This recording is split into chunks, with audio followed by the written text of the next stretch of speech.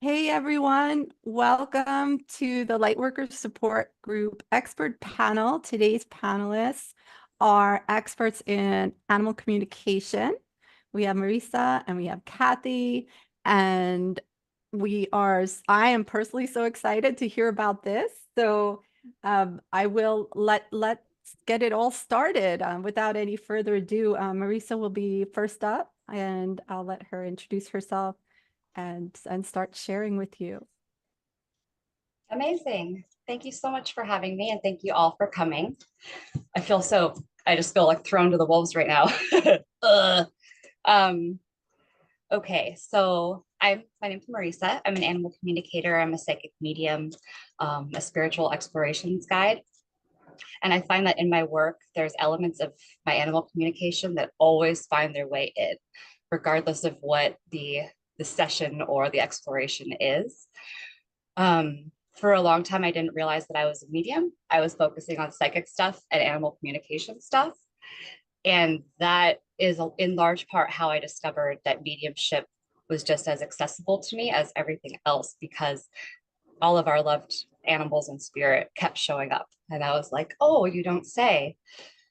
And not to knock humans, but I find personally, from my experience, that animals and spirit most of the time are a lot better at communicating direct messages from spirit world than humans. I feel like humans a lot of the time speak to me in symbols and these puzzle pieces that I have to try to translate, and the animals just show up and they just like tell it how it is, which I just think is an interesting thing. Um, what do I want to say right now? So for me, the biggest, I guess I'll use the word hurdle in honing my skills as an animal communicator, and I'm always a work in progress, has been to learn and allow myself to be in the silence. I'm very much I want to get to the nitty gritty of everything, and I want to know all the different pieces, and to learn how to be as quiet within my mind as possible to allow and receive the information. Very difficult. And I feel like you know where this is leading, which is what everyone says, that meditation really does help with upping your skill level for this kind of thing.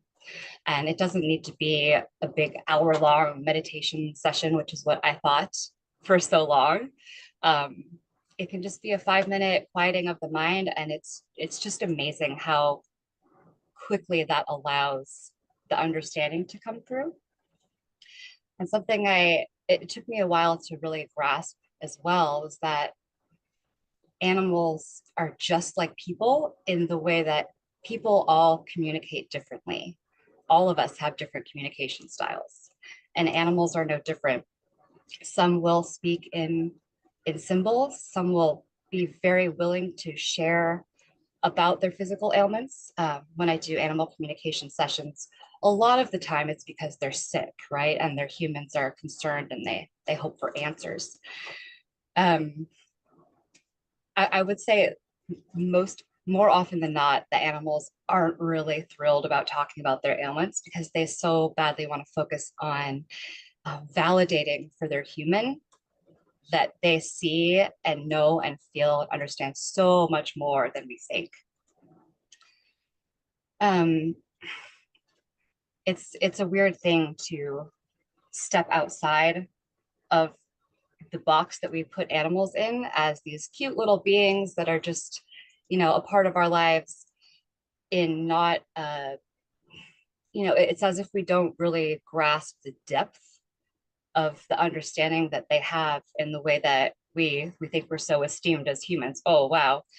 But the things that I've learned from animals, truly, to be honest, far surpass anything a human has ever taught me, because the way that they go about teaching, it's kind of sneaky. It's like you don't even realize that they're teaching you. And for me, one of my weird like personality hangups is I don't like it when a human is speaking to me in an overly teaching way, because it makes me feel like they think I'm dumb. I don't know. This is probably some like childhood, crap that I should deal with. But when the animals teach me, I just feel so blessed to get their wisdom. Um, I'm going to share an example of how this one particular cat, I'll never forget this because it was so strange, but it's like this cat, just as humans in spirit know how to work with our own human encyclopedia, like, oh, they use all of our own experiences to get the message through. So the more stuff we have in our own toolbox, the better off for everyone, right? So I was drinking tea with turmeric in it. And when I do sessions remotely, I work with a photo of the animal or a couple. Eyes are important for me. And I usually take a day or two just because, like, I listen and I write it all down. It's just kind of like a stream of consciousness, but it's not coming from me, right? And I like to allow the 2 days when I'm doing it remotely, simply because I don't ever want to assume that I'll have the trust of that animal immediately, right? Like some animals, just like people, are happy and quick to share. They're like, here's a bunch of shit. And you're like, whoa, you're an oversharer animal. Cool. And some animals take a little bit of time because they're like, who are you? And why are you asking me all of these very personal questions? So I was drinking this tea with turmeric in it, and this cat, who I immediately gathered had a serious sickness, although their human hadn't told me that. But I couldn't quite decipher what it was. And this cat said, turmeric. Turmeric would help my sickness. I mean, they weren't saying that that's the cure, but that to look that up and then I'll know what their sickness was. And I immediately got in my monkey mind, oh no, I'm just inserting that into this reading because I have turmeric tea. And so I ignored it and I kept on writing and it just kept coming back in. I was like, okay, all right, I'll look that up. So I looked up, how does turmeric help cats with disease? And right off the bat, it came up that that has been shown to help feline cancer. And that is how this cat told me that she had really serious cancer. So that was a lesson for me that I have learned over and over again, to always trust what you get, because the animals will not lead you astray. And it's like that Taylor Swift song, like, hi, I'm the problem, it's me. It's never them. So that's definitely a big lesson that the animals bring to me over and over. Another example of how animals can sometimes use symbolism to help broaden our own encyclopedia rather than being direct. I had this cat who was very direct in everything they were saying, until suddenly they got to showing me calculator. And I thought, well, this has been so clear and so concise. And all of a sudden there's a calculator. And I felt my mind dropping into, oh, I'm talking myself out of this now. And the cat just said, no, pay attention. And in my mind's eye, this cat showed me its paw hitting the 6 on the calculator, then the star, and then the 6. And they just did it over and over again. And I'm thinking, I'm completely insane. Like, I have a problem. I shouldn't be doing this. Oh my God. And the cat said, say it out loud over and over. Say it out loud quickly. So I did. And what it sounded like to me after I said it a few times was, sister is sick. Sister is sick. And I thought, oh God, this woman's, who, the cat's human lady, her sister is sick. And I thought, what do I do with this? Because this reading is about the cat and not about this woman's sick sister. And that was a kind of a weird fine line of, is that delving into something too personal I shouldn't touch on? And so I opted to omit that information because it just felt kind of sticky to me. And I never had met this woman before. I never seen anything on her Facebook profile or anything. And a week later, I opened my phone to Facebook and I see a post from this woman on the Facebook group that I didn't even really know I belonged to. And it said, please send prayers. I just found out my sister is really sick. And I thought, wow, this cat just gave me a huge lesson that even when things seem completely bonkers bananas and you try to talk yourself out of it, if you allow yourself to get super weird with it, like they are, sky is really the limit. And so I messaged the woman and I told her what had happened and that I had omitted it. I was a little afraid of her reaction, but her reaction was just wonder and wow, my cat really does know so much more about what's going on than we think. And then she said, a lesson for you, always give what you get. And I said, yeah, yeah, for sure. Um, that's just one of my favorite examples because it was just so bizarre. Like, how is a cat pulling in a calculator right now? You feel me?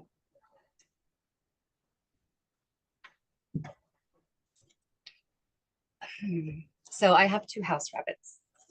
If you meet me for 5 minutes, I'll just tell you that I'm that person. Like, I have bunnies. We could be talking about, accounting. And I'm like, yeah, and I have rabbits.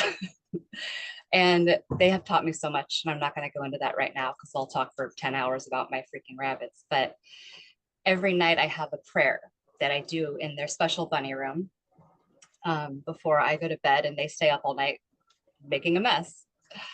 And I've noticed it gets longer and longer as I want to add to it. But also, I want to practice saying this prayer without words. And I feel like this is really key for animal communication. While a lot of animals will talk just like humans, um, just like you or I, and some will use symbolism. I even had a cat that suggested to me to suggest to her human to use the modality of bibliomancy to understand the cat. And if you don't know, bibliomancy is when you open up a book or a magazine to a quote random page and you receive a message that way, you receive guidance this way. And I was going to discount that completely and say, no, that's something I love. And there's no way this cat is telling me to tell their human to practice this with them to understand them better. And the cat said, okay, well, let's do it, you and me now. And lo and behold, I got 3 straight, very synchronistic messages in 3 separate books from this cat, and they were all about sailing, all of them. It was wild. And so I wouldn't have been able to receive that particular message with just words because the way they were sharing that idea with me was through more of a feeling, the feeling when you open up a book and you have the exact sentence that you need in that moment. And that's how I got there and understood what they were trying to say. And then of course, they gave me the visualizations after I had understood. And animals are epic with understanding visualizations and with understanding just pure feeling. So in the rabbit room, when we do the prayers, rather than speaking out loud and saying, I'm going to shorten it because you guys don't need to hear this long prayer, but it's like, I love you more than words could ever say. So I feel that and I picture that. And if you really, spend lots of time doing this, it's really crazy. Like you can just feel your heart expanding and the way that you can just more embody what you are intending or desiring is, I mean, it's a level up in our lives for various other reasons and not just animal communication.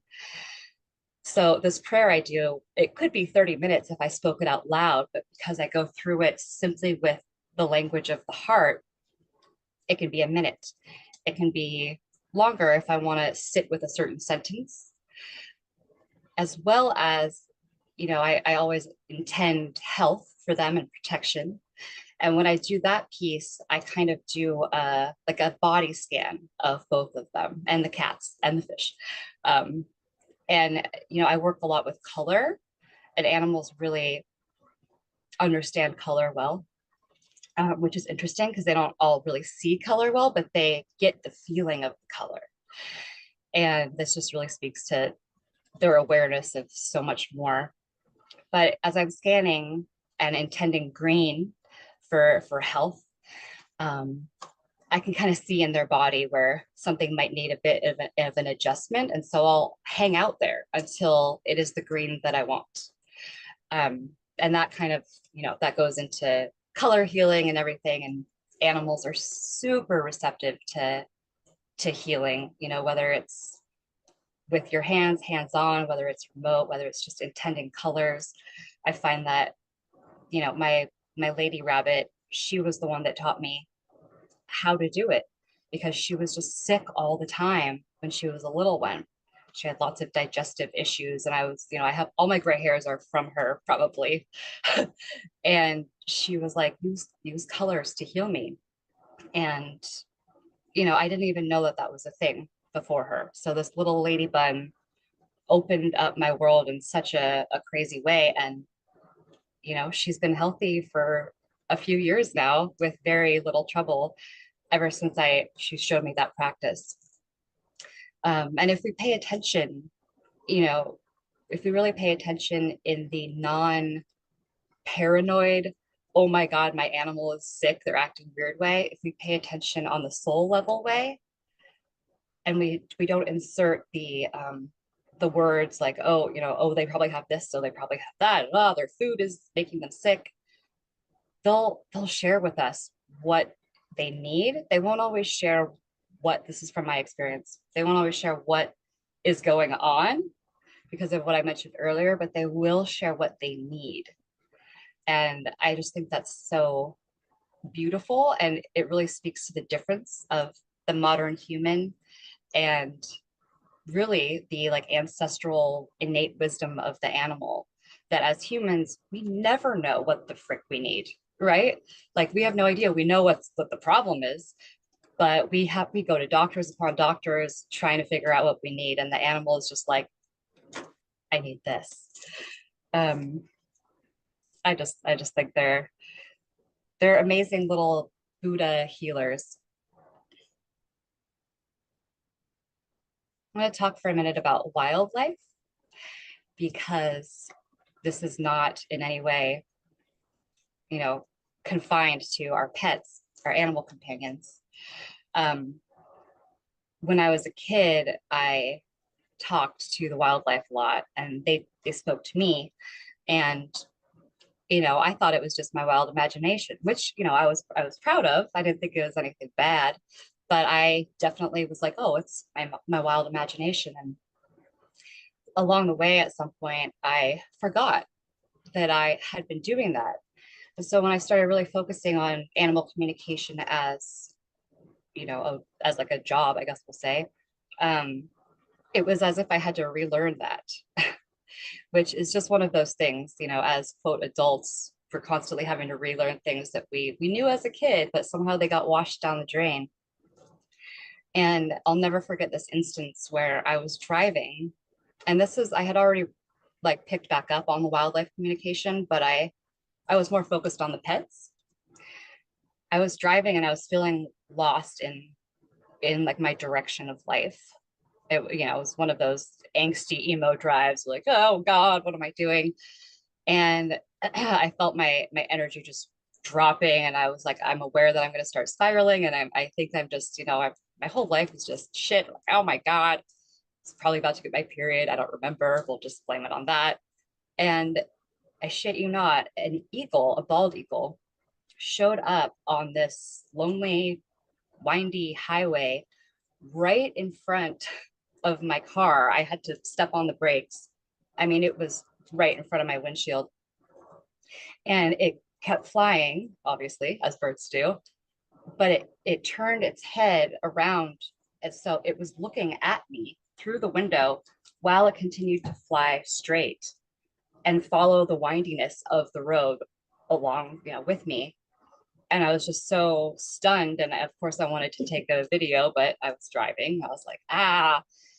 And I asked for a message, because this kind of thing doesn't just happen for no reason. And this eagle said, you don't always have to know where you're going to move in the right direction.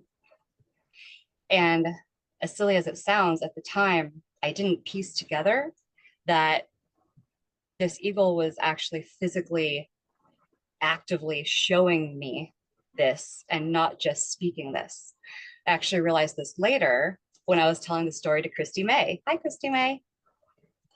And I said, oh my God, it was flying ahead of me, but it was looking at me through the window instead of in the direction it was going, and it still was managing to go where it needed to go. And, I'm not going to say it fixed me and then I just felt all better, but it really did soothe me to know that the animals show up when you most need them, whether it's a pet that you suddenly rescue this pet from a Walmart parking lot, which someone just did yesterday, and I love that.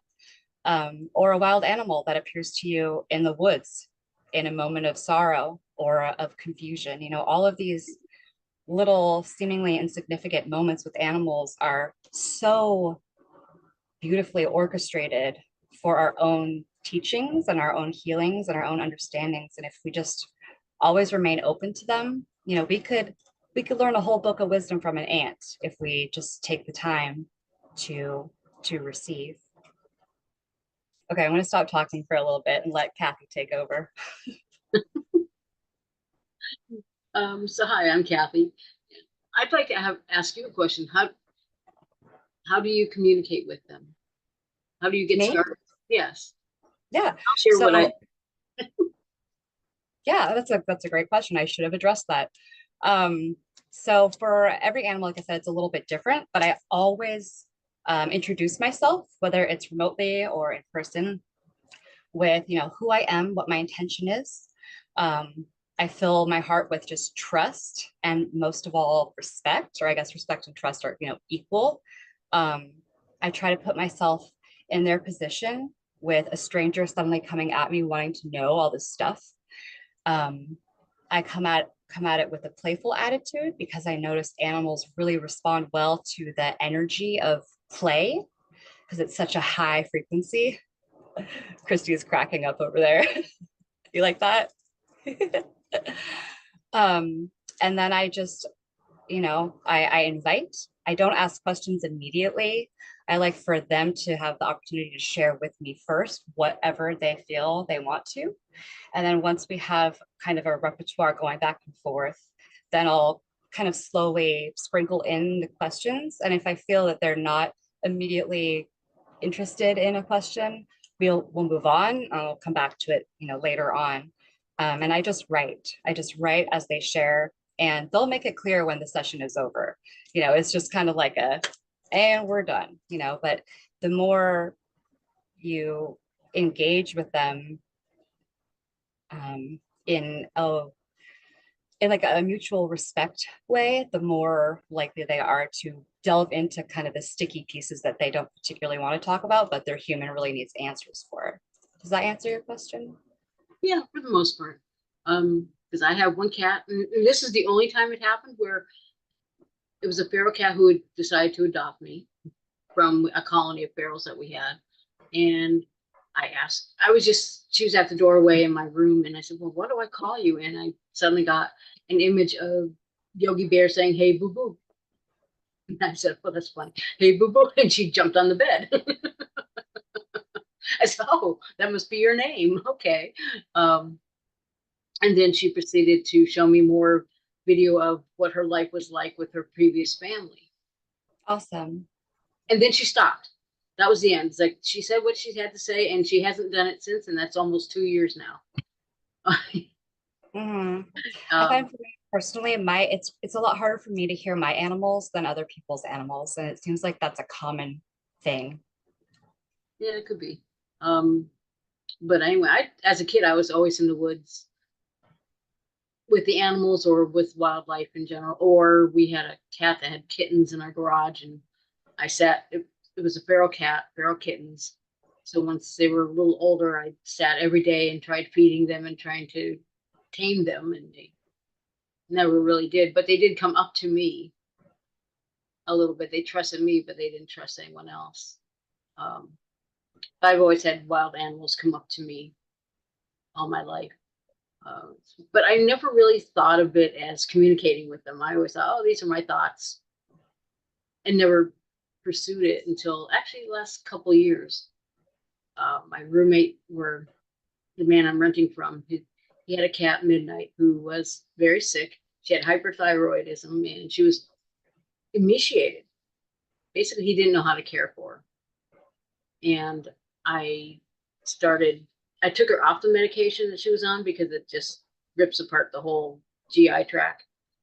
And I started communicating. I tried doing a healing with her and she said no. She says, when it's my time, I'm comfortable. I don't want anything prolonging it. That wasn't my intention. My intention was to just take away any discomfort and make you as comfortable as possible. So, and my wish for you is to just go to sleep one day and just not wake up. And then she allowed me to do the healing. And we communicated off and on. She didn't want to go to the vet. And then this was confirmed by a friend who does animal communication. She was okay with maybe having someone come and euthanize her at our home. If we were uncomfortable, if it bothered us humans, not for her, which I thought was interesting. And my birthday, she gave me the most wonderful birthday present. And I realize now that that's how I do psychic readings. But I had spoken to her. I asked her if she ever had a litter of kittens. She turned her head. She wasn't going to talk. And I said, okay, you didn't have. I said, so what did you do that you absolutely love and miss doing now? And she took me inside her body. I could see out her eyes and experience her heartbeat and experience her excitement. She was stalking her prey. So I saw at her level going through the brush, through the field and through the grass and everything, and stalking her prey, and how proud she was, and that she thought no one was better than her. She kind of conceited. So that, that was like so amazing to experience being in an animal's body, even for a few minutes or seconds or however long it was, and just feel like she did. I think that was the most wonderful birthday present that I got. But we communicated off and on. I would share food with her, and that's how we got started. I was sharing food with her, and I said, well, it's my birthday. I don't want to celebrate life because she's dying. So I said, well, let's celebrate our lives. We both lived a long time. We're going to celebrate both our lives. And I immediately just asked her the questions. You hear me talk about myself all the time. I want to know about you. And that's how we got that started. But I learned when I do psychic readings, I actually step in someone's body, probably their auric body, and see life through their eyes and through their own experience.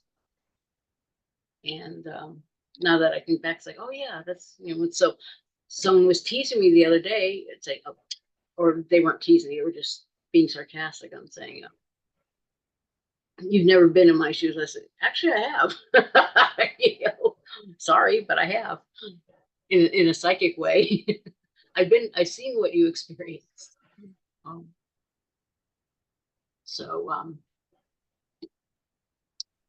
Yeah, so I wanted to chime in too, because I thought it might be good before you start sharing all your expertise if we have a few more questions, because that was a great question, Kathy, and maybe there's a few more questions from people listening for Marisa. Yeah, have at me, guys. Yeah, we want to hear from you. Well, I'm going to chime in. Okay. I'm sorry I'm late, first of all. Oh, the audacity. I know I'm a terrible, terrible co-host. I just wanted to be here. But so I want to ask you, Marisa, I do a little bit of animal communication. But Marisa and I know each other pretty well. And I love the communication she has with animals and the ability to get the messages that they bring. And I have noticed that what Kathy said about it being like a psychic reading, our spirit energy blends with their spirit energy and become one. And it's pretty similar to a psychic reading. But I guess what I'd like to know is how is it different? I mean, I imagine it's a little different to psychically connect to an animal than it is to a person. Is it? And how does that work? This is hilarious. I knew that you were gonna, or that someone was gonna ask this question today. And Because so you're psychic, I Marisa. guess, yeah, I thought about it all day long. No matter what I did, I was like, Must be this is a really great question. So what I came up with, and this is one of those questions you could just really go down a rabbit hole with, like this is an essay question, right? It really boils down to the validation, I think. Because if you're psychically tuning into someone, you can see about their job or about the car they're about to buy, or they just, blah, blah. But what makes it different? So, okay, communicating with animals and people is the same in the regard of perceiving information that they have in their energy field. But when you're not just perceiving psychically, psychic insights, the communication aspect comes in through the way that they validate and through the back and forthness. So, it's a conversational situation, right? And as I was thinking about this, I was like, I'm gonna have to come up with an example that I've experienced. And there was one instance where I was listening to my boy bunny, Simon, who actually gave me his name of Simon after I'd already named him Kennedy. A couple of weeks later, he was like, yeah, my name's Simon. It's like, well, now you tell me. So now he's Mr. Simon Kennedy. And I really am into looking up the meanings of names, but for some reason I didn't look up Simon until eventually I did, and it means to listen. Shocking. So I was listening to Simon, who is a very prolific sharer.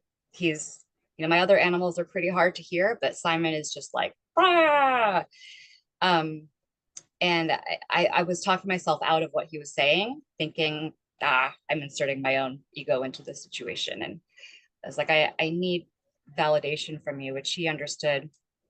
And I had been asking him about our other rabbit, asking him what was going on with her, because she just was like zippy. And even though he was telling me, I wasn't believing him. I thought it was my mind. And I said, okay, give me something I can verify online about Miss Rufio from you. And I might mess this up because I can't quite remember the symbols, but I think what he said was, pay attention to Jupiter and Venus with regards to the maiden's dress. And then he said something about there's a reference to Greek with regards to the lace. And it was just this weird, it was like, what is even happening? I'm having brain salad. I don't even know. But I had asked him to give me something to verify that I was hearing him correctly. And so I looked it up. Miss Rufio is a white rabbit, it should be noted. So I looked it up. What is the dress of the maiden with Venus and Jupiter symbols?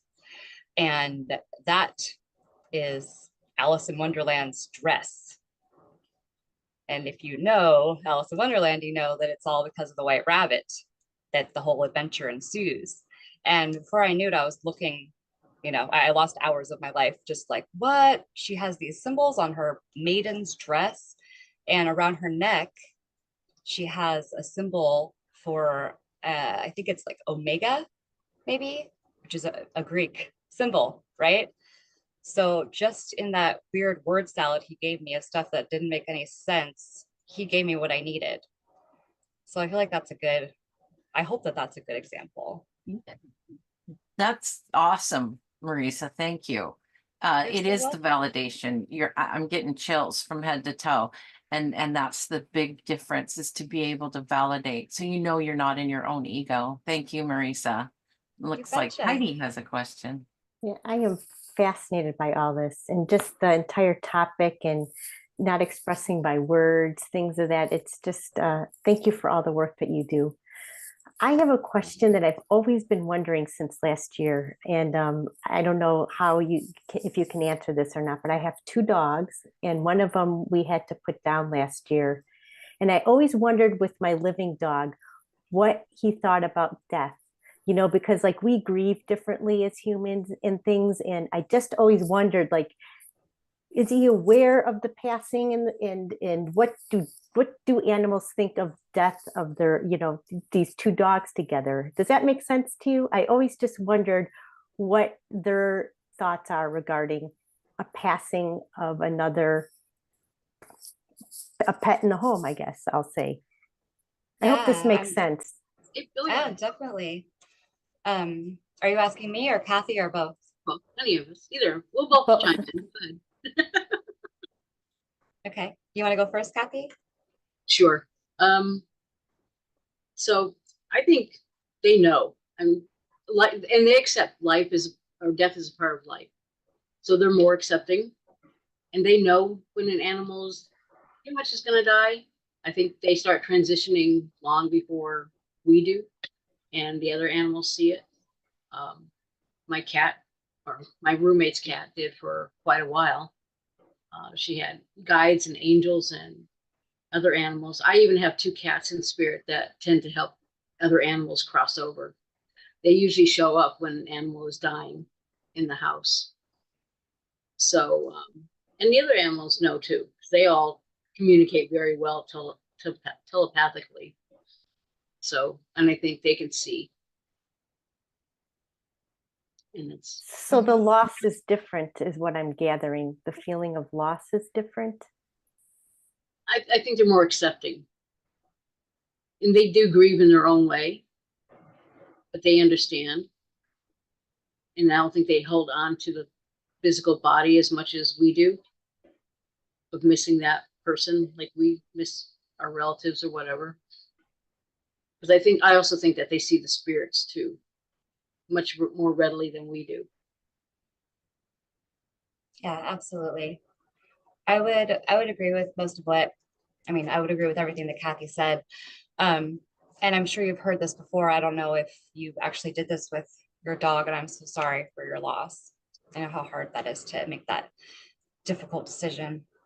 A lot of people say that for an animal, the remaining animal, to fully be able to have that closure and that understanding, it's good to put the animal who has passed with them and give them some hours to be together. And I did this once, and it was very hard on me.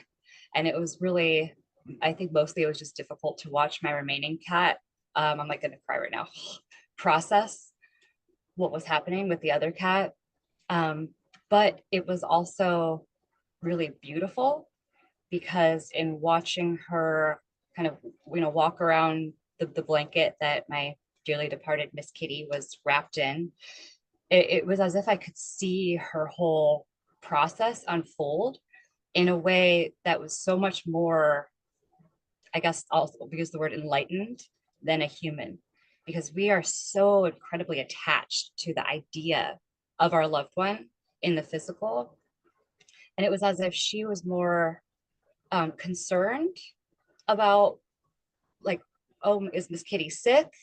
Oh no, she's transitioned. Oh, and it was just, the stages of grief were very palpable, I guess. And she grieved for a few days. She definitely did.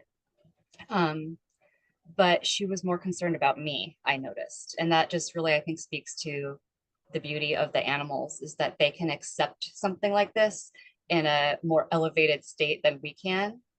And then they flip their grief around, and they'll be more concerned about the person or the other animal who is grieving harder than them.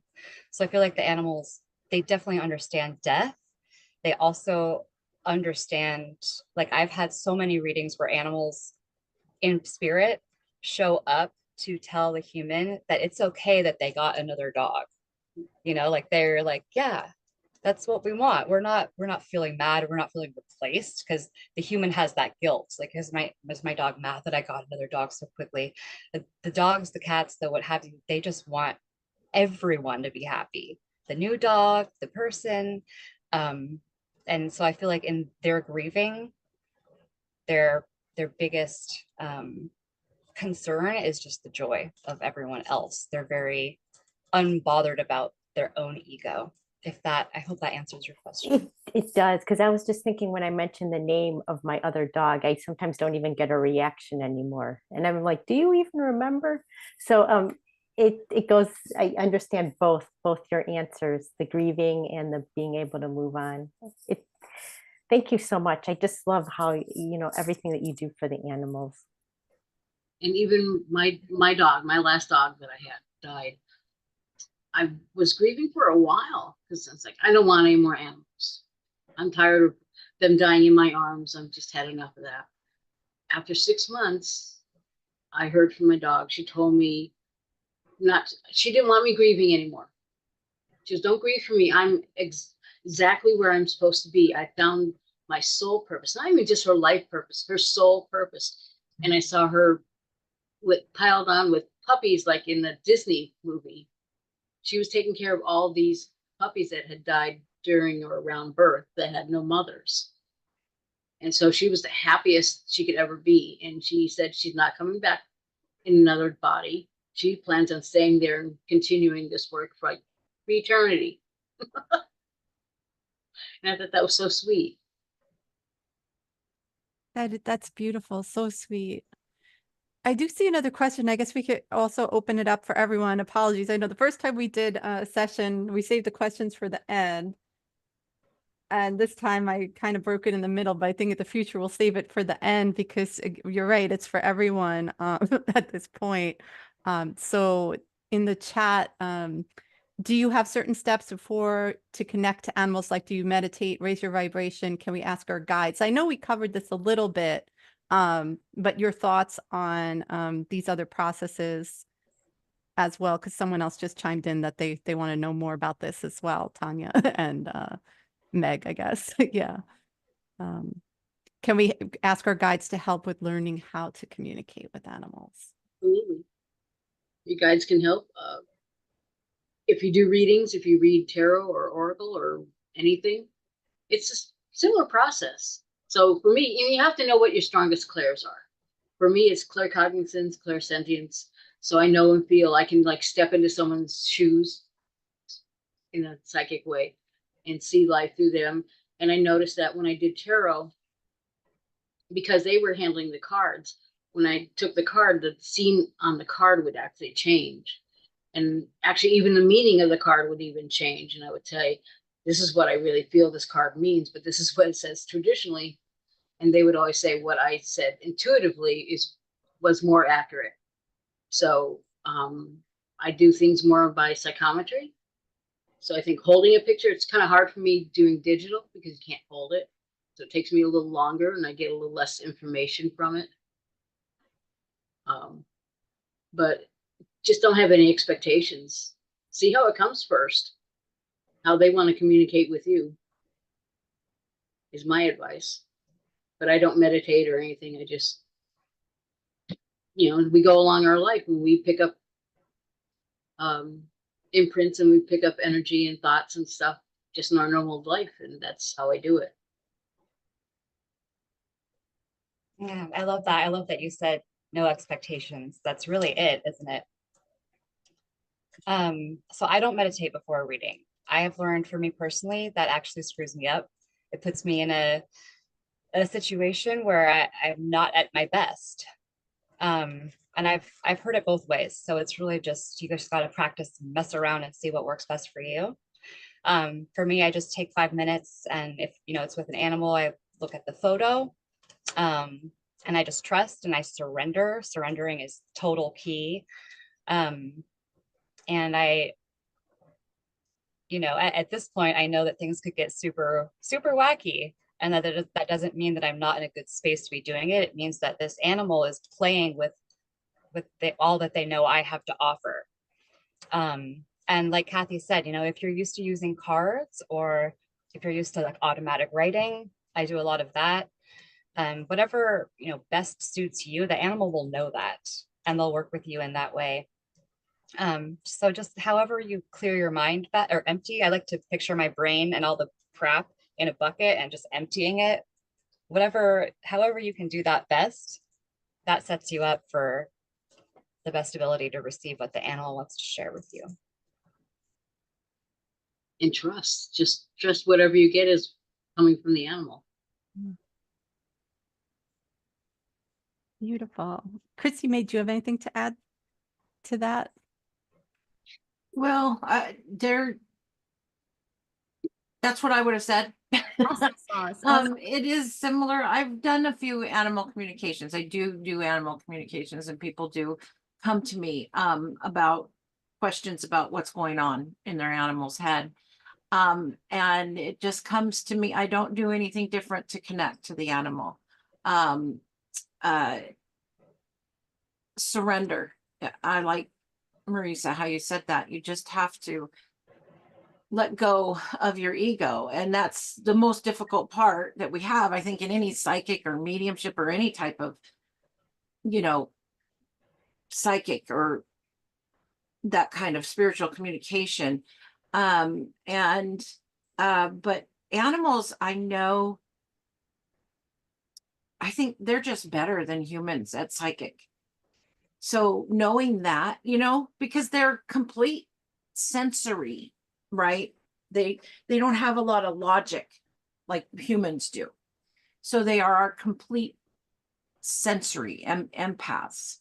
And we can feel them if we just surrender to that. I think that.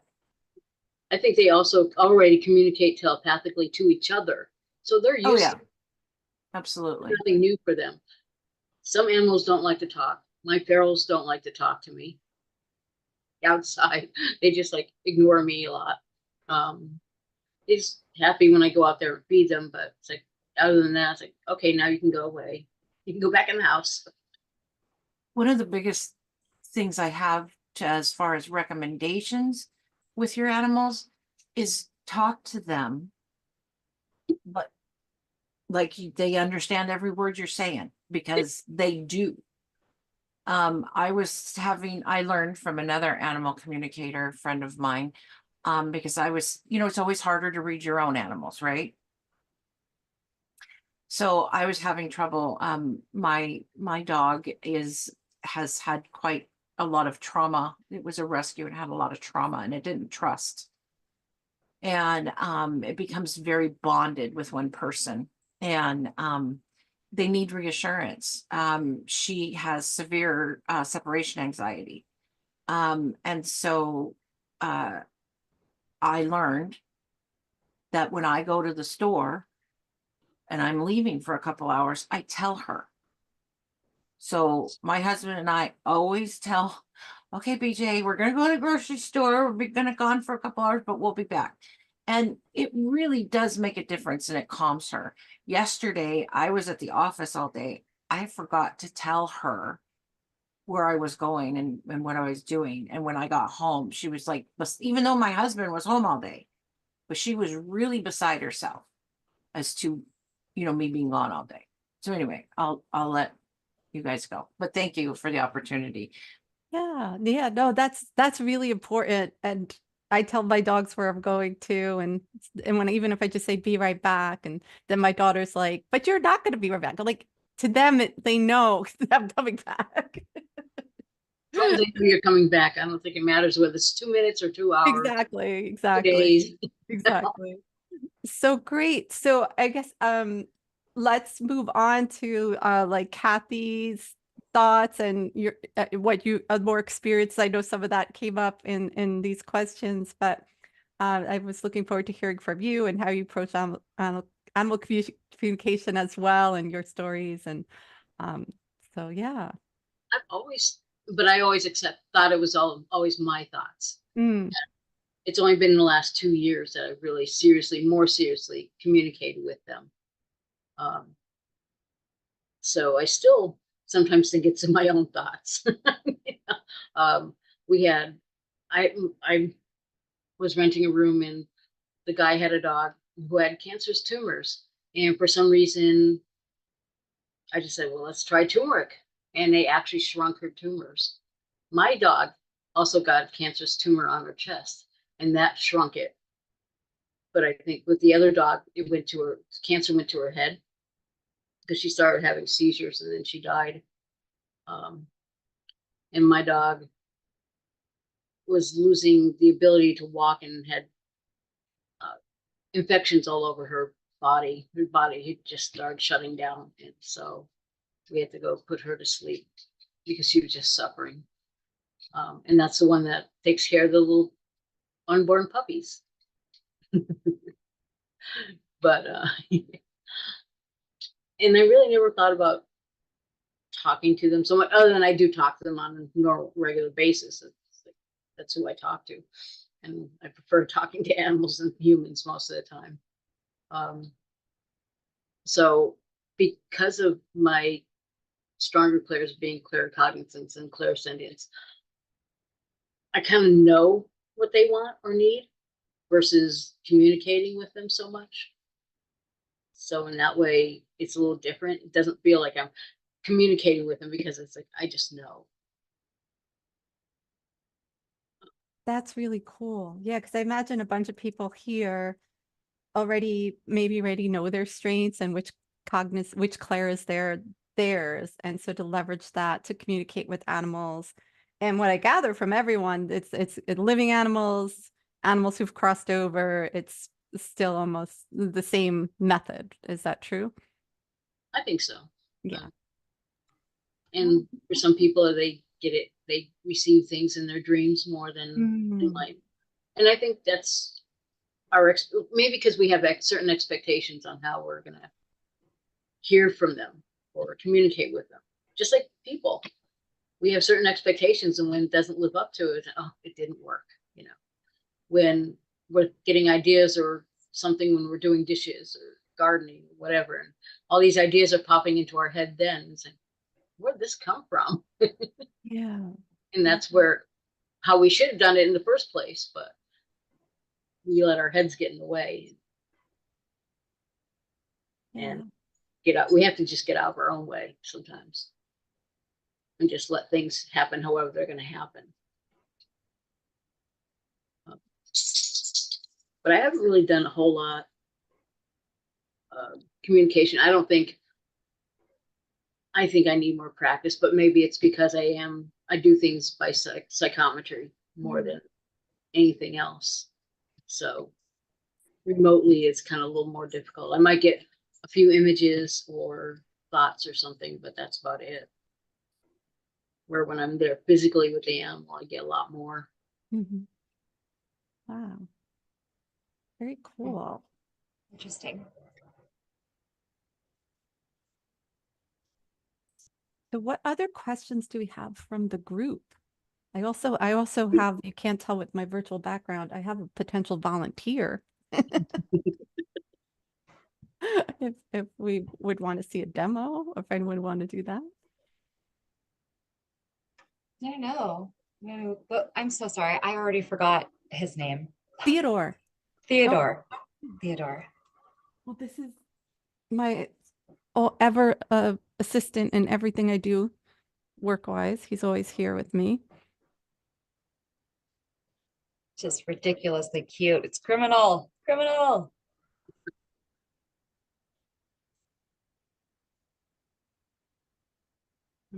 Oh, Megan has a question too. Oh, It's not really a question. It's just I just coincidences aren't really coincidences, but for the past 2 nights I've had dreams with my dog that died 4 years ago. Her and I were like soulmates. And it's just crazy because earlier Kathy had reminded me about this Zoom, and I had it on my calendar and it warned me at 1 o'clock, but I totally forgot about it. And then all of a sudden, like at 2 or 3, this Zoom popped in my head. I was like, oh shoot, I'm supposed to be in a Zoom, to learn about animal communication because I talk to animals all the time, but I don't always hear things back. But then what I thought was even crazier is I get on the Zoom and Marissa Love, you say it says at the Ladybug something. And my mom, who's in the spirit realm, she used to call me Ladybug. So, and Aw. I've been talking a lot more to my guides and stuff because um just to progress and get to know them better and just, signs and stuff. And I was like, holy cannoli. It's like for me, another like coincidence or sign that this is where I'm supposed to be at this moment, is learning more about pet or animal communication, because I'm a big animal lover. And every time Marissa would get emotional about a story she was telling, I would be getting emotional. I was like, oh my God. So I just think it's really great that you guys do this, and I have the opportunity to be a part of it. That's all. That's so cool. I love all this Yeah. little snags and synchronicities and stuff. I thank you for sharing that, Megan. That's fun. I have another kind of question I can bring up to the panelists here. Something that I noticed, again, because I know Marisa, is I always communicated with domesticated animals. I never even thought to try to communicate to animals that just, are out in the wild. And until I was having a conversation with Marisa, I was telling her about how cool it was to have this eagle. It was sitting in a tree looking at my backyard. I'm pretty sure he was going to try to snag up my dog. Because I think the dog was about snack size for the eagle. But anyway, I was telling Marisa about it one day when we were visiting. And she goes, well, it probably had a message for you. What did it say? I'm like, oh my God, I didn't even think about that. I didn't even connect. So, I don't even know why I didn't even think about it, but I remember as from a child, I would, how you kind of, I don't know if you've ever seen it just jokingly done. You kind of just say what the animal is saying based on how it looked. That's really what was happening. That what I didn't know as a child was I was getting telepathically what was going on in the animal's head. So it's interesting. So I think also, Marisa, can you talk a little bit about kind of the messages that even the animals that are not domesticated, the ones we just come across, how that occurs and what their purpose is? You want to talk about that? Yeah, sure. Cool. So that brings to mind, I think it was last autumn, maybe, no matter. I was looking through the kitchen window, procrastinating doing the dishes, and I saw what looked like a wild peacock, like lumbering through our yard. And like, that's not a normal thing. I had never seen a wild pheasant before, so I didn't know. But I thought, oh my gosh, someone's pet peacock is on the loose. I have to go save it, clearly, and not do the dishes. Yay. And by the time I got all my layers on, I went out. I thought I had lost it. And in our yard, it's very jungle-like, it's very wild. And so I'm going through like marshes, and there's a little bit of snow, and it's just the situation. I'm in the jungle, and I come across the wild pheasant, but it's kind of out of reach, and it's on the move, and it seems like it's waiting for me here and there, but the further it goes, the more inaccessible it is for me, and I'm hyper aware of ticks. And so the more afraid I got of the ticks, the more annoyed I got that this bird was like going off into the wilderness. And I was like, well, there has to be a really good reason because I was looking out the window in that exact moment where it walked right past my vision. If it had been within seconds, I wouldn't have seen it. So this is not an accident. And I made the conscious decision to not go traipsing deeper into the jungle. And in that moment, I sent out, I was like, well, why haven't I just communicated with this bird through heart language? Instead, I'm being like a lumberjack human meathead and just being like, I'll catch you, so stupid. And so I said, hey, can you go over to the dirt road down yonder and wait for me on the left side next to the stream so we could have an open communicative moment face to face? And I'm totally doubting this, like this is not going to happen. And so I walked, and this took me like 10 minutes to get over to the dirt road. And I'm walking up, and I'm looking on the left. I'm like, come on. And just as I was convinced that I was just a complete Looney Tune and the bird was lost forever. It was just there, right where I had requested it be. And I, thank God I had already gone to the bathroom or else, whoa, I was just like, oh my God, this is really a thing.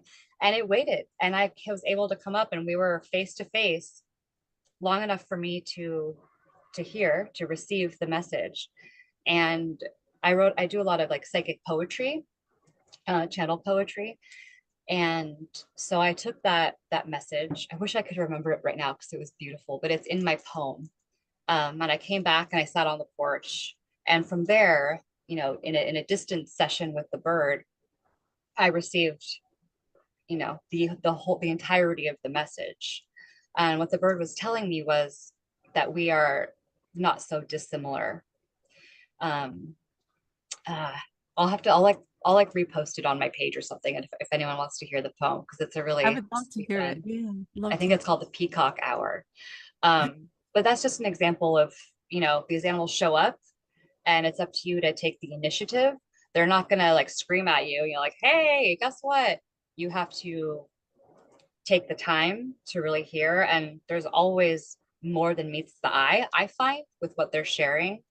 And the more you're willing to listen, the more they get excited because they just want to share and they just want to help. So I that's love it. a fun wild animal communication.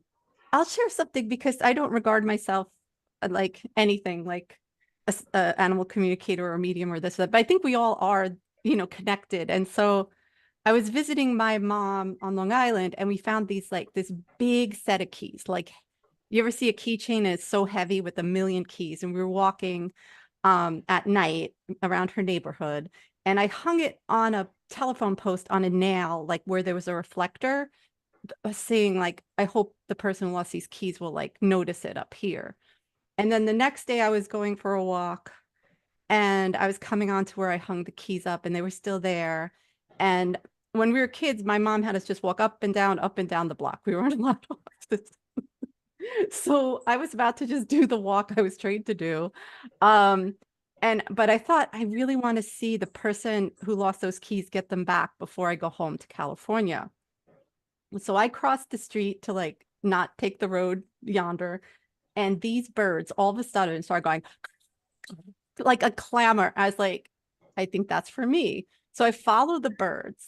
I'm going down this hill, and like off in the distance is a man and his dog. And I hear or get the sense, or I just know I have to go to that man.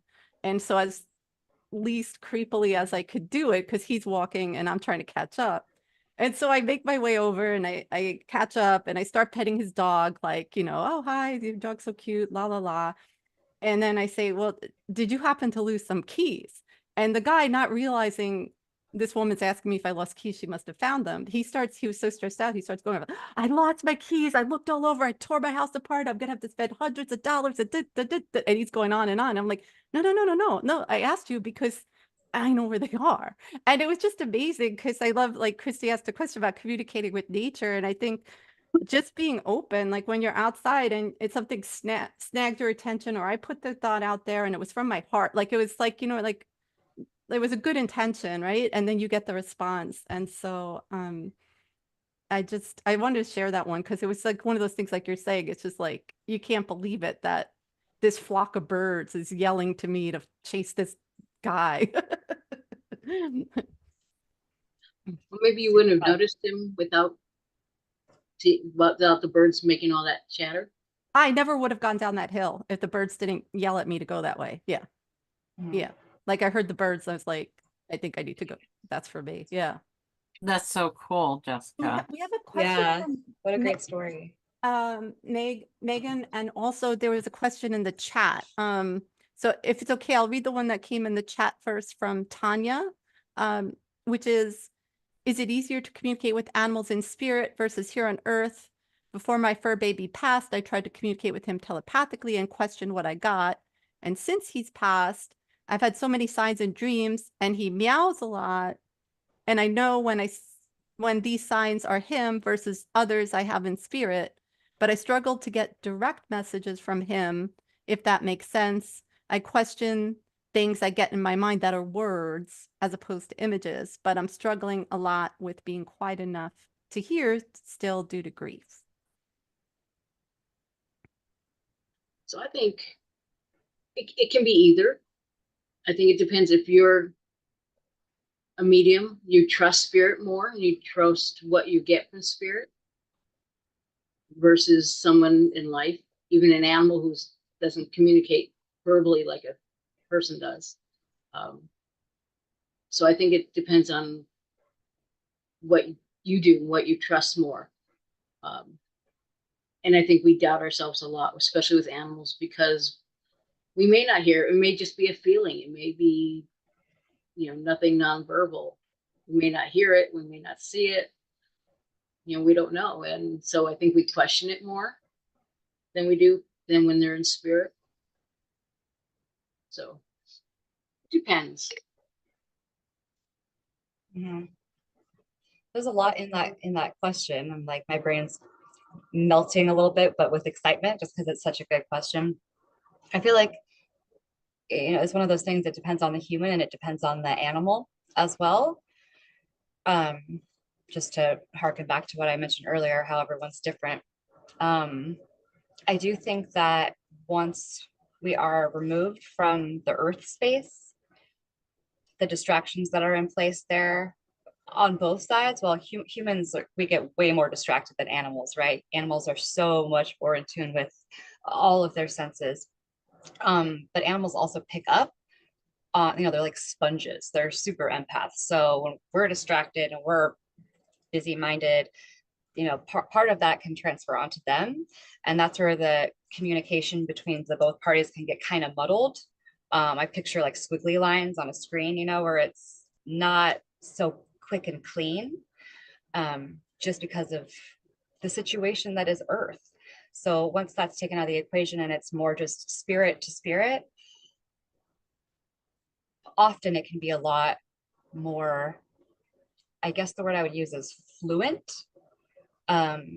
because we're more open to it, I guess. We're more open to communicating with the world of spirit, because when we're here in person, for some reason it feels more forced, I guess, when we're here on the earth place. And in the other space, it just feels more, I don't know what the word, maybe more natural, I guess, which I think a lot of people would say that's weird. Like it's called supernatural, but really, if you break up that word, it is super natural. So I always try to reference that because I think it's interesting that it's been spun in this weird paranormal way. So yeah, I don't know if that answers your question, but I think just trusting what you're getting, the more you trust, the more you'll get, and the more you'll be able to decipher what's your mind, what's your hope, and what is real. And then also just to remember that it doesn't always super matter, when you're grieving, because the animal picks up on everything about you, no matter whether they're in spirit or whether they're with you on the bed.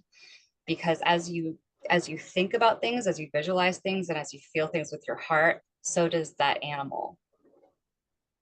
I hope that helps. Well, that helped me, and I didn't even ask the question. So, Yay. Megan, would you like to unmute and ask? Well, my first question is, well, I have like a couple of stories, but my first question is like, I have this senior dog that I adopted, and sometimes he just like, there's times when he looks at me in love, and I can see he's just in awe of me, and I'm just like, I love you too, Boogie. And then, but there's times he just looks at me like just like he's looking into my soul, and I'm like, okay, what does he want? What is he trying to tell me?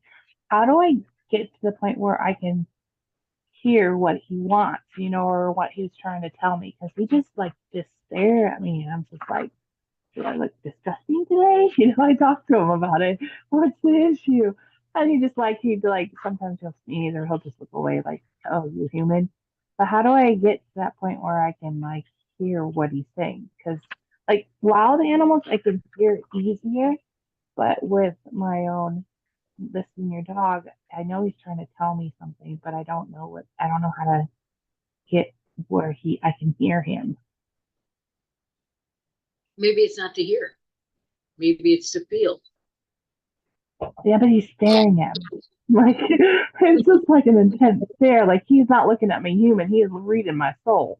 And I know sometimes he's looking at me where he's like, "Are you okay emotionally?"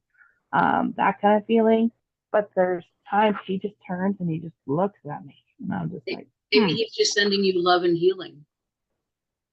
Yeah, but the eyes are not showing the love and healing part.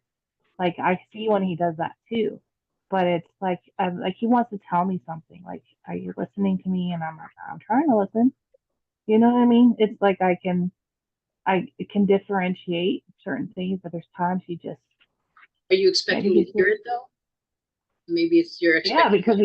because he's looking at me like, hey human, listen to me. Like Yes, but he may like be it's wanting to communicate in a different way, pictures or feeling. Maybe he's yeah, trying to convey a feeling to you, like pain or something, discomfort, yeah. and I nothing. don't know.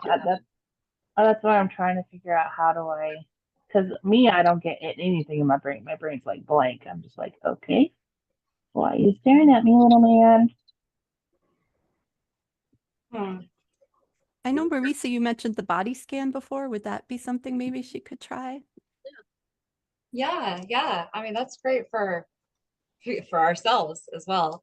And regardless of if the animal is, knowingly sick or you're worried about them, that's always just a cool thing to do because again, the more you practice it, the better you get.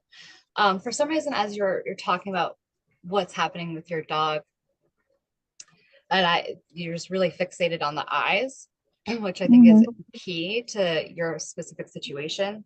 And I just felt like suggesting that rather than and it sounds like you're not really trying, you're being good about not pushing or not, having too much expectation. Um, but just pretend that you have no ears, you don't know any words, and just ask your dog to convey what he's wishing to convey through images alone. And then Okay. just jot that down. Like let him take you on a weird visual cruise and try not to make any sense of it. Just write it down and then put it aside and see how your dog acts after you have done that together. See, just kind of Okay. take, yeah, and then go back to your notes like after a break and just see Mm-hmm. what really jumps out at you, what's like pulling you towards it. And, I feel like that might be a good way for you to get a clearer message for some reason. Okay. I'll try that because there's a lot of times I can read him pretty well, but sometimes he just looks at me like he's like wanting to communicate with me about something, and I'm the one sitting here like, I don't know. It's like blank for me, but he's just looking at me. So, but the other thing is, um, we were talking about like wild animals, and I used to live on the Sacramento River in California, and I used to go fishing in the river. And I had these. I always get frustrated because these hawks would come down and just go down and catch a fish real quick, and I'm like, you little bugger, you took my fish. Well, there was this bald eagle, and he was observing me, and I was talking to him. I'm like, how are they catching these fish so easily, and I'm not? And he's like, you just got to be patient. Well, screw this patience thing, you know. And so I went back inside, and in my house, it had like all windows. There's a huge like just you could see the whole river and everything. So then I watched the bald eagle. He's just like still sitting in the tree. All of a sudden, he flies and goes really high up and he's scanning and he goes really fast down into the river and catches a fish. And then he has the audacity to fly right in front of me and show me this fish. And he was like, see, patience is the key. And the fish was like, save me. Like you could see every little detail. And it was just sometimes animals are brought there, number one to teach us patience, but also to make us laugh. I had this incident where I was at the grocery store, and on top of the grocery store there was a crow, and it was like talking to me, and I stood there and I was talking to it back. We were communicating, and just out loud, like I didn't give a rat's patootie what people thought. And the crows they're watching you, and they think you're crazy. And I was like, I turned and looked, I found the people, I'm like, you guys probably think I'm crazy, huh? And they're like, well, we find it interesting, you know.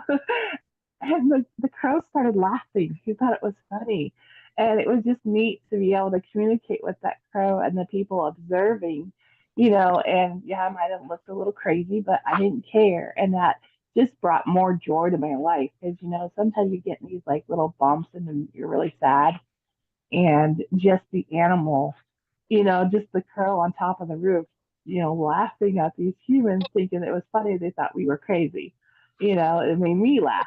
And, you know, it was just, I love, that's what I love about animals so much is they're there for you at just the right moment sometimes. And they, they cheer your whole, you're like, this is why I'm alive, you know? So I just wanted to share that. I think animals are just pure of heart anyway and non-judgmental. They don't judge us like we judge each other all the time. And they don't have all that inner chatter that we have. They're just in the present, period. Hmm. Thank you for sharing those stories. Those are so delightful. I want to ask you something. Megan, yes. Yeah. Can I ask you what you took out of that experience with the eagle? Like if you were to look at that like a nature's oracle moment, a message for you, what would you have taken out of Um, that, or what did you? Patience is key. I needed to practice more patience just in life, in my own life, because I used to be a big planner. Everything was organized. I knew everything down to a T, and it was more like relax, chill out, be patient, and go with the flow of things, and things will be provided. That's how I felt. Like it was, but it was just like comedy at the same time because he was just like, "See, I got the fish because I waited patiently. I'm gonna eat because I waited patiently, and you know it was provided."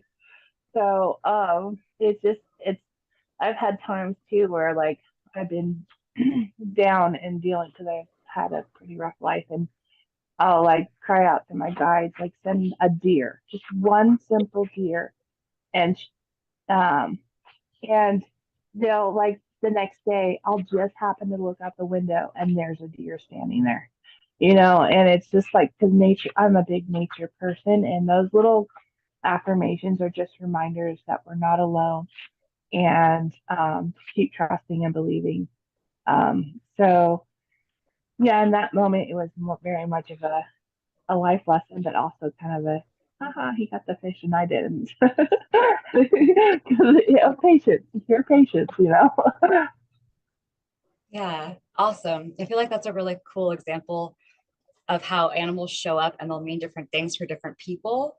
Because, everyone loves looking up online, like, buffalo symbolism. It's fun, right? Rabbit symbolism, abundance, yada, yada, intuition, underworld. But, it's so circumstantial. So if I had had that happen to me with the eagle and the fish, first of all, I would have been freaking out like this poor fish, like leaping through the air, like I will save you. Yeah. But I would have taken out of that, have no shame in taking what you need. Right. And so you took it a completely different way. And it's so fun, all the different ways the messages can come through for us as unique individuals having unique moments of experience in our life. Yeah, and it's not just animals. Like for me, I was hiking with my kids, and we were at the waterfalls, and there was this big boulder, like rock, like huge, and all of a sudden I heard "hug me." So I went over to it and I hugged it, and my girls came over and hugged the rock too, and we all gave it a kiss because it had felt it needed that. And my girls were at first like, "Mom, you're crazy," but then they joined in, and that was so. It was not. It was just so important to show my kids again that nature needs love too. People often, you know, admire it, but don't take the time to give it a hug or just talk to it. You know, I bet you've been here a long time. You probably have a lot of stories. And it was later on, I had a medium read for me, and she's all, for some reason, I'm getting this big boulder, you know, in your medium read. And I was like, she's all, did you hug a rock? And I was like, I sure did. And I showed my kids that it's important to take a moment and just really embrace nature because it's here to help heal us. And it might seem silly to some people, but who cares, you know? And it was just neat. Just those little incidents. It to me is very powerful and moving. Yeah, what a lucky rock. That's beautiful. Yeah, I think it's that big connection to nature, and we could offer the love and the energy, and we could ask for the love and the energy and ask. I love that you asked for the guidance too and said, show me this. I always say, where are my birds at? And they come. So it's cool. It's two-way. It's two-way communication. We do have 10 minutes left. I did see one person ask and someone hearted it about Marisa connecting to see if Theodore had anything to share. It's okay if he didn't, because I would definitely love to just set something separate up with you and hire you to connect with all my animals, past and present. But yeah, if you're feeling that, we could do that still, or wrap up with any other final words of wisdom. I don't want to put you on the spot, Marisa. So Yeah. if you want to try to do a reading, great. I'm sure everybody would love it. But yeah, also just so you guys know, does everybody know how to get a hold of you guys if they need or would like an animal communication reading? We didn't cover I that. don't. Yeah. Okay. We can add it to the event discussion or something. Yeah, Okay. drop Yeah, it when on we in there. post the video, I'll put it, but also, yeah, at the end to be like, you can find us here. Yeah.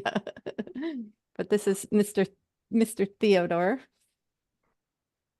Okay, since we don't have a lot of time, but he does seem open to sharing.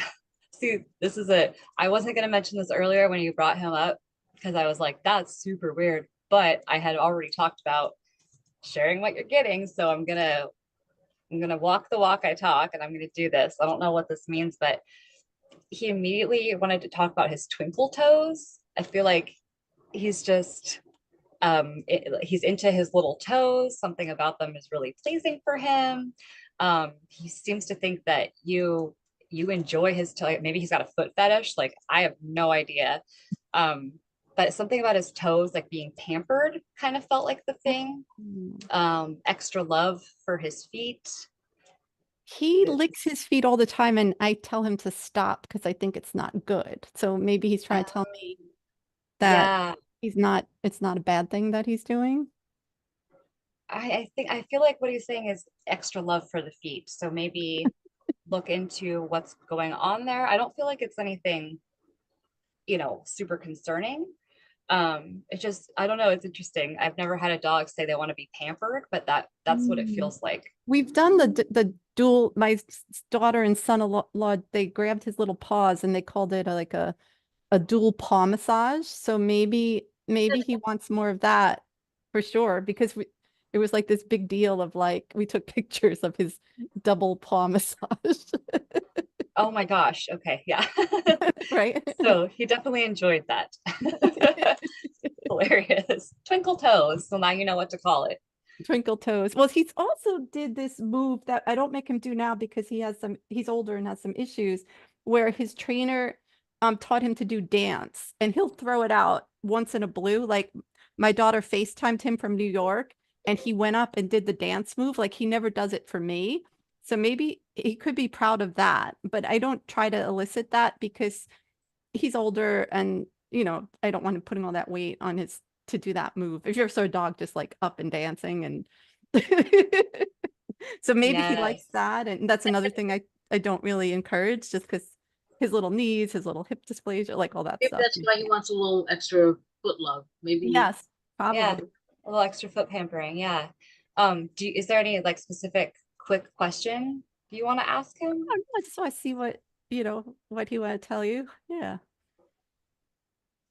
He showed me drinking and getting stuff stuck on his nose Yes. Yep. Yep. a lot. And he Yep. just thought that he would remark on that and how Yep. he's like, he thinks it's funny. Oh, I good. guess. Yeah, because like he's drinking, but then it's like he's snorting the water, and I'm like, what Yeah. are you doing? Like, I'm like, this is not very graceful. Why are you showing this to me? Okay. yep. And I've never seen that in any of our dogs or cats before. That's definitely him. Yep. Yeah. These little Yeah. So he's noises. definitely really open Like to he's doing it to be communicating. funny. You know, however you can spread joy, I Yeah, think. yeah. He's definitely not a graceful one. That's too But funny. sweet, lovey boy. Thank you. Yes, you definitely picked up on the reality of Theodore. Um, that's amazing. So cute. It's wonderful. I know we've only got 5 more minutes. I wanted to bring up one more thing that's maybe not on the most happiest of notes, but I do have noticed in when people have come to me for animal communication, and I wanted to know from Kathy and Marisa, is a lot of people come, and Pat has already said in the comments, um, the part about are they ready to Mm. move on or cross over. And I know in the beginning, or when I was here, in the beginning of when I was here, you did mention that it's harder for us to let go than it is for them. And if you guys want to comment on that, I do get people saying, is it time? Are they ready? And most likely the answer is yes. And um, and I got the question of why haven't they just crossed over?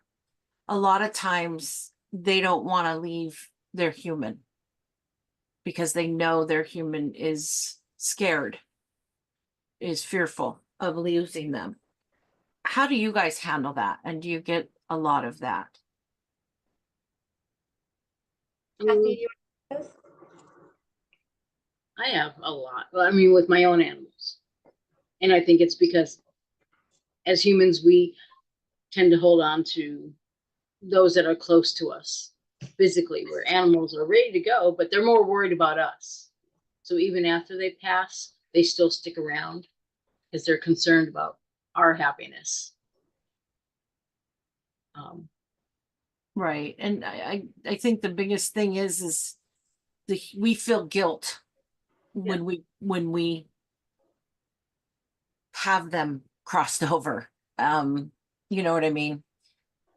And one of the things I really try to do is let the human know to not feel guilt. This is the most loving thing you can do for that animal. And I think it's also about euthanizing them. Should we, shouldn't we? This is the first time I actually communicated with an animal about it, and the cat said she would rather die at home or in familiar places, but she was open to being euthanized if it bothered us. If it was too painful for us to watch, then she was okay with someone coming to the house. So I thought it was really interesting that she felt the dying process was okay with her, no matter how painful. No. And I guess Marisa lost connection. Looks like Oh, no. she left. So anyway, this has been a great panel discussion. Jessica, I just want to say thank you so much for being that person that schedules these panel discussions and gets things together. I so appreciate you for all that you do. Oh, it's my pleasure. And yeah, just And we always want to do it better and better. I always want to do it better and better. And so, and thanks to Kathy for always giving me ideas for next time, try this, next time, try that. Because that's what it's about, right? Feed forward, doing better next time. And we might get it on a rhythm of like, seems like this general time is good. And so just keep the eye out because we want to hear the ideas from everyone. And then yeah, let us know what you want, what yeah, kind of to panel serve, to discussions give you you the want. answers you're looking for. And I'll be sure to put, if I get the links from Kathy and Marisa, when we share the video out, we'll share that information as well. So yeah, we even made it longer because last time, here we have 1 minute, 1 minute to go. I wanted to say before you go too, Jessica, I really appreciate it, and Kathy for inviting me because I've gone into groups or Zooms before, and I have ADHD, so I get bored very easily. And this one kept me the whole time. So I applaud you. Thank you very much. Aw, I'm so glad. I love your stories and I hope to see you in the group. I don't get on Facebook all that much, but I'm in that group all the time. Well, when I'm on Facebook. So awesome. All right. Well, thank you, panelists. I don't know where Marisa went, but I'm sure she feels our appreciation. Thank you, Kathy. Thank you, Christy, for sharing your wisdom as well. And we'll see you all at the next. Back. Oh no! Oh no! Oh no! It was all my fault, Christy. She was in the waiting room. Oh, No, she just popped up in the waiting room. there she Okay, is. good. Don't feel guilty. Welcome back, Just Marisa. What up, guys? Well, if anyone wants to drop Oh, you're on your phone. their links in the chat before we hang up, but otherwise I'll put the information. We just really wanted to send a giant thank you to you, and so glad you came back on for a second. Well, thank all of you. Sorry. Technological problems are just 24/7, you feel me. Well, if it's gonna fail right at the very end is the place to do it. So Well, I know you were trying to wrap up, but Robin, that reminds me, she said she had her fur kid go, and they showed up the next morning in their normal routine. And I still I have a fur baby in the spirit realm, but she's still very much around me. And I can feel the pitter patter of her feet when she curls up next to me, because I'll lay on my side. I like to take naps. I'll just be honest. On the I do couch. too. And I lay on my side, and you know how your legs kind of, go on the side like that. And she would curl up. And I have a dog, but I was like, I felt the pitter patter and the snuggle in. And I'm like, that was not the dog I have alive right now. And I opened my eyes. Nope, my dog's over there. But I felt her. Yeah. So they're with me. definitely still around us. For As sure. I'm walking, I'm almost tripping over animals that I think are there, and it's like, oh no, it's not. I see her all the time. It's really wonderful. So thanks for that reminder, Robin. Thank you, everyone. yes, Yeah, thank thank you. you. Thank you so much. And we'll get this posted for you on the Facebook and on YouTube, and see you in the next one, I hope. Yes. Thank Do you know what the you. topic will be next time? Oh, I wanted to see if I could get an astral projection person, because that came up, but I could also do the Facebook group post and see who who our local experts are in the group. So it's Do a poll and see who wants to hear exactly, about yeah, what. exactly. Because I have the ideas, but then we need the panelists. So so it'll be a surprise. Short answer. Serious. Like it. And always After open. we'll find the person. The I people. think Marisa and I astral project too. Oh, cool. Well, there we go. That would be amazing. Then we're done. Let's do that one. More the merrier. All right. It sounds And remote view. yes. And I'd love to know the distinction. But we'll get to that, right? Yeah. So maybe Sure. Yeah. Great Yeah. stuff. yeah. Thank you. Take Thank care. Thank you. Marisa and Kathy, thank you so much for taking time to be our panelists for this. I really appreciate you guys. I Truly. appreciate And we this. appreciate I you, Christy. appreciate you for putting this on. You're welcome. And Christy, you made it all happen. Number one. Well, I It's just can't fun. do I this. enjoy it. It takes a team, does. Jessica. Yeah, You yeah. have taken this on as your pet project. And I truly, from the bottom of my heart, thank you for making something that I would like to see actually happen, because I just don't have the time. And thank you from the bottom of my heart. I just got chills. So I did too. I'm honored. So yeah, it's I think these Love are so it. much better than going to a webinar where you're just hearing one person talk and that's it. Yeah. Yeah. I like it. Awesome. All right. Thanks everyone for coming. Pat, Bye. it's good to see you, sweetheart. Bye. See you.